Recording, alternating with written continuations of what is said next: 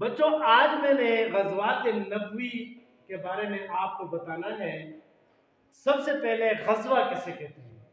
یاد رکھیں، ایسی جنگ، ایسی لڑائی جس میں نبی کریم صلی اللہ علیہ وآلہ وسلم نے خود شرکت کی ہو، اسے کیا کہتے ہیں؟ غزوہ کہتے ہیں۔ اور نبی کریم صلی اللہ علیہ وسلم نے تقریباً 29 غزوات میں حصہ لیا ہے۔ دوسری جنگ ہوتی ہے سریہ۔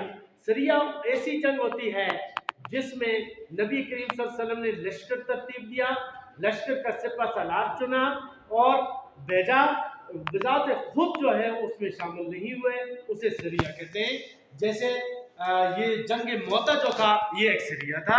اسی طرح یہ جنگ بدر سے پہلے میں نے آپ کو بتایا کہ نہلا کا جو واقعہ ہوا تھا وہ بھی سریہ تھا۔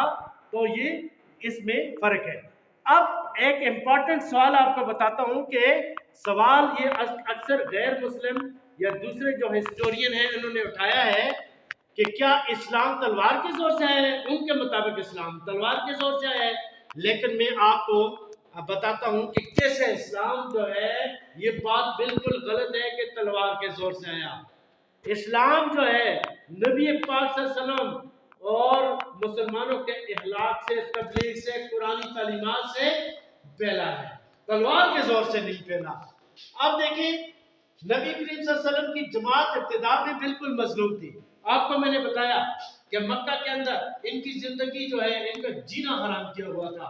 وہاں سے نبی کریم صلی اللہ علیہ وسلم مجبور ہو کر مکہ آئے اور وہاں پہ جنگ بدر ہوئی۔ جنگ بدر مدینہ کے قریب ہوئی، کفار جو ہے وہ مدینہ کی طرف آئے ہیں اور مدینہ پہ اٹیک کیا ہے۔ اسی طرح جنگ احد میں بھی کفار زیادہ تھے، جنگ بدر میں بھی کفار زیادہ تھے، اور جنگ خندق میں بھی دیکھیں مکہ والے آ کر مدینہ پہ چڑھائی کی ہے، مسلمانوں نے اپنے دفاع کے لیے خندق کھو دی ہے۔ اسی طرح دیکھیں جنگ بدر کے بعد 140 کے قریب یہ قیدی جو تھے نبی کریم صلی اللہ علیہ وسلم نے رہا کر دیے، ان سے کوئی فدیہ نہیں دیا، یہ غریب تھے یا جس طرح بھی۔ اسی طرح فتح مکہ کے بعد آپ صلی اللہ علیہ وسلم نے سب کو معاف کر دیا۔ وحشی جو آپ صلی اللہ علیہ وسلم کے چچا کا قاتل تھا اسے بھی معاف کیا۔ ہندا جو ابو سفیان کی بیوی تھی اور جس نے نبی کریم صلی اللہ علیہ وسلم کے چچا کا کلیجہ چبا دیا تھا اسے بھی معاف کر دیا۔ اچھی طرح جنگ حوازن میں 6000 سے زیادہ قیدیوں کو نبی کریم صلی اللہ علیہ وسلم نے رہا کر دیا۔ اسلام آپ صلی اللہ علیہ وسلم کی تبلیغ، قرآنی تعلیمات، صحابہ اکرام کے طرز عمل اور اسلام کا بہترین جو سسٹم ہے اس وجہ سے پھیلا ہے۔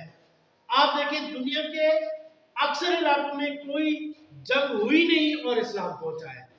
پھر یہ بات بھی غلط ہے اسلام جو ہے تلوار کے زور سے آیا۔ اچھا یہ میں آپ کو بتاتا ہوں، جان پورٹ کے مطابق 1.5 کروڑ کے قریب عیسائی مذہب کی لوگ بھیڑ چڑھے۔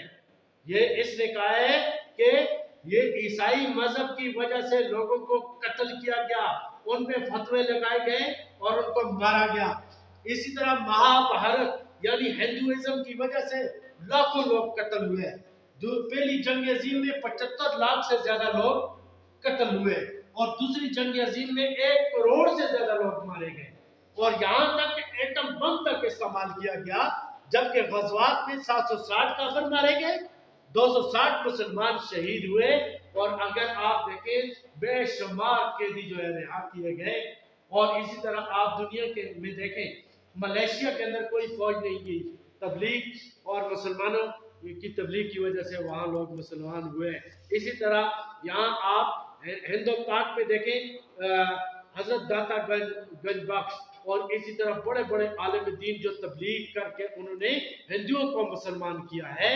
اسلام اس کا یہ سارے ڈیٹے سے یہ پتہ چلتا ہے کہ اسلام جو ہے وہ تلوار کے زور سے نہیں آیا، یہ بات بالکل غلط ہے۔ ٹھیک ہے جی، یہ ہمارا آج کا ٹاپک تھا، اور انشاءاللہ نبی کریم صلی اللہ علیہ وسلم کا پیریڈ ختم ہو گیا ہے، آپ پڑھا دیا ہے آپ کو۔ آگے انشاءاللہ ہم اسلام کے پہلے خلیفہ حضرت ابو بکر صدیق کے بارے میں نیکسٹ پیریڈ میں انشاءاللہ اس کا آغاز